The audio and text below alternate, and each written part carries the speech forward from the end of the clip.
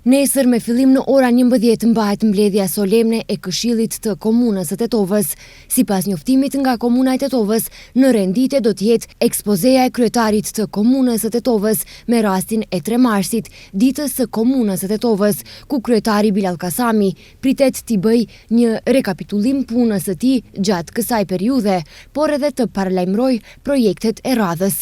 Si pikë e dytë e rendit të ditës, si zakonisht gjatë mbledhjes solemne, është propozim vendimi për ndarje të dhuratave dhe mirënjohjeve për personalitetet dhe organizatat që me punën e tyre kanë kontribuar për zhvillimin dhe afirmimin e qytetit dhe komunës në përgjithësi.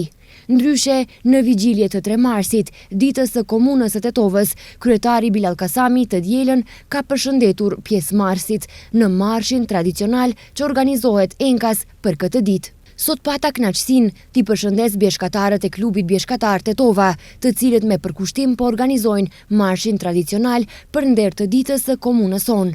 Një mënyrë e bukur për ta shënuar këtë ditë në natyrë, mes njerëzve të mirë dhe me dashuri për qytetin ton, ka shkruar në Facebook kryetari i Komunës së Tetovës Bilal Kasami.